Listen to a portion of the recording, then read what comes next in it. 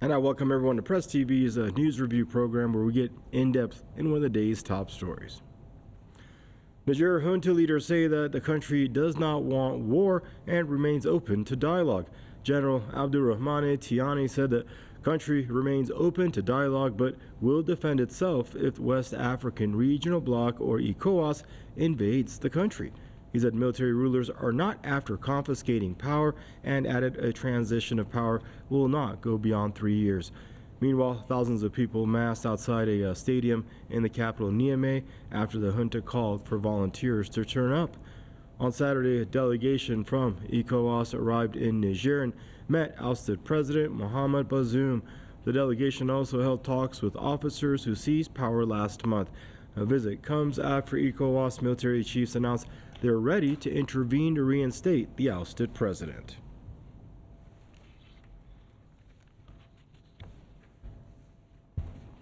And now joining us for the program is Mr. Netfa Freeman, Coordinating Committee member of the Black Alliance for Peace, joining us from Washington, D.C., and Tony Gosling, investigative journalist and former BBC employee, joining us out of Bristol in the UK. Gentlemen, I'd like to welcome you both to the program here. I guess we're going to start in the U.S. Capitol there with you, Mr. Netfa Freeman. Hope you're safe and doing well. Good to check back in with you, sir. How did things get this tense in Niger and your perspective on it? Well, they got this tense because the people in Africa are, and particularly in the formerly French colonies, are fed up with neocolonialism, particularly French neocolonialism, and they can see after movements that are trying to overthrow the boot on their neck of the imposition of the CFA franc, the imposition of control of their military, the imposition of control of their land and extractive industries, particularly like uranium. Their people are tired of that. Now, we also are looking at a situation where we would call it an emboldened military class is also not, we can't negate the effect that these movements for self-determination are having on the military class. Some would say, well, this is not necessarily a revolutionary movement, but we're not claiming that it is, but we can't negate that the movements and the aspirations and the call of the people has an effect on the situation there. That's why the people embrace what's happening, and it's just not just happened in Niger. We know that it's happened in other countries in the Sahel, Burkina Faso, Guinea, Mali in particular, and that what should be referred to as the comprador class, those people, particularly those countries and leaders who are making up ECOWAS, the economic community of West African states, are trying to hold on to their situation. They're taking their orders, and the imperialist countries, France and the United States, are threatened by what's happening, and that they will, as we've seen all around the world, that they will stop at nothing, even military invasion, to do so. They don't want to do it themselves. They'd rather not do it themselves, so they deploy, as they're even doing, they're deploying the African formations like ECOWAS to make this threat. So, okay. They're worried. Oh, pardon. I didn't mean to cut you off there. I thought you were going to finish your sentence. But well, that's it. That's good. I'm going to come right back to you, Mr. Freeman. Tony, welcome to the program. Mr. Tony Gosling joining us out of the UK. Now, Tony, why has there been such a prevalence in the region when it comes to coups as of late? Look, I'd just like to say that people of all colours in Britain, enlightened people, are cheering about what's been going on, because this whole thing about the end of colonialism after the Second World War, where European powers supposedly gave up their colonial interests in Africa, was really actually synthetic. It didn't really happen. And as our other correspondent was saying, what really happened is neo-colonialism took over, which was the rule by basically private armies. A lot of them, particularly in the around regions around South Africa, started to dominate, and fake regimes were put in, basically like mafia regimes were put in charge with the collusion of the European powers and the International Monetary Fund, and these countries were caught in debt traps and massively indebted, and so that was the way that the European powers then got their hands back onto the resources of these countries. And what's happening now? I was reading a beginning of an African revolution is going on. This is Dr. Arkana Cow, who was African Union's Washington mission ambassador, is saying this, that there is actually a revolution taking place now, which is a genuine kicking out, really, of these colonial powers which have been around. Now, look, Niger is a massive country.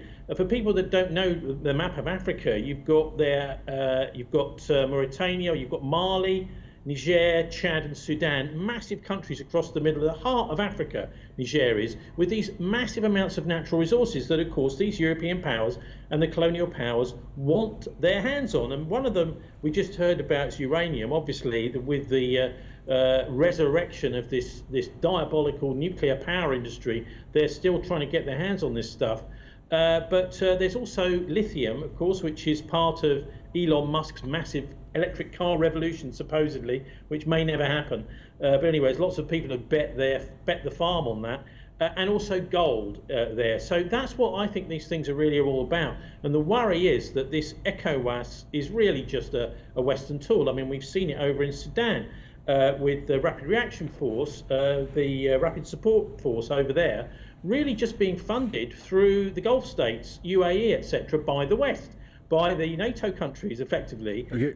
And so the idea is, if you don't behave yourselves, we're going to send a bunch of mercenaries or soldiers in to threaten you. And this, I'm afraid, is the failing policy, particularly of the United States. And the interesting place to be right now would be in Stuttgart, Germany, because that's the headquarters of AFRICOM, which is where the United States pushes its policy. They actually say the advancement of the US national interest, where they are the people who are strategizing and trying to now reverse this coup in Niger, which would be a great picture. I mean, it's been very successful, and I think it's much more about returning these countries and their resources back to their people from the neo-colonialism days. Thank you, Tony. And it's funny because my third question to, my second question to Mr. Freeman was, we all know what colonialism looks like, but what does the face of neo-colonialism look like nowadays? And you went right to just, you must have a crystal ball in front of you, Tony, because you answered just that. So I'm going to put this other question to Mr. Freeman. ECOWAS, they're making tons of threats. To Tony's point, he says they're a Western tool. Is it hot air, or do you see an intervention taking place? And you mentioned Burkina Faso and Mali yourself. They said we're not going to have it. That's going to be an open declaration of war if ECOWAS does any such thing. So, if I'm gathering your question correctly, do we think it's likely that they'll actually intervene militarily? Yes, sir. And it depends on the conditions. We don't want to put it past them that they'll do it. Of course, the African leaders, because they're African, they want to exhaust, and the West would rather not it come to that, because then if they can secure their ends and their means without that, it's preferable, I'm sure. But they will not stop with this. Of course, the system that our guest even talked about is dependent on the unfettered access to the resources in Africa, and it's also dependent on the markets and the access to, or dependency on the debt with the International Monetary Fund, the World Bank. And if these countries chart a path, the real self-determination that throws off the yoke of these things, this will not be acceptable to the West. And ECOWAS, because these are what we refer to as comprador class. This means it is the class of elite people in Africa who have the seats of power in the government and whatnot, but are really being controlled and manipulated by outside, not doing the wishes and the interests of their people. They also have a vested interest in keeping their standing where they stand, and they don't want to see more coups. They don't want the example or the inspiration of this thing to spread, and that's what I think they're worried about. And the fact that they're masters. This is a U.S., EU, NATO project. This is the neo-colonial powers trying to hold on at any cost, and they will. They would rather not see it come to that, because they know that if it comes to it, then it will only fuel the indignation of the masses of the people that are not just in Africa, as your other guests deployed. This is actually in other places in the world where people are cheering on the masses of the people in a look toward decolonization. Thank you, Mr. Freeman. We only have about a minute left. Tony, last question to you. U.S. and the Europeans, they want Mohamed Bazoum reinstated as president. Why? Well, because he will do what they tell him to do. He will be a client dictator. But, you know, I think it's an important question to answer whether this military intervention will take place. I think because the thing is, you get mercenary armies that they will send in. Effectively, that's what will happen. But also they will be assisted by special forces, that is US and British, possibly other NATO countries' special forces. And this is one of the things that, you know, these forces are very ruthless. They're outside the control of, for example, our parliament, and that's the way they do things.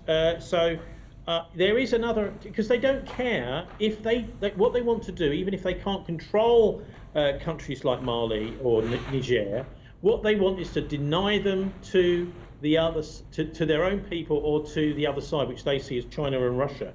And so what they will do is they will, as a friend of mine, Dan Glazebrook, wrote a terrific book, I thought, called Divide and Ruin. So you cannot just divide and rule. You would rather wipe the country virtually off the face of the earth with total chaos and war, because that denies those resources to the other side. And I'm afraid that's the cynical position that the West, the US, NATO and Britain are taking in some of these wars. Let's hope very much that these local countries in Africa can resist this military intervention by the NATO countries. Gentlemen, thank you both for joining us on the program. Stay safe to both of you. Mr. Netfa Freeman there joining us out of the U.S. Capitol, and Mr. Tony Gosling there joining us out of Bristol in the U.K. And viewers, that brings us to the conclusion of this segment of your Press TV News Review program. Thank you for tuning in, and goodbye for now. Thank you.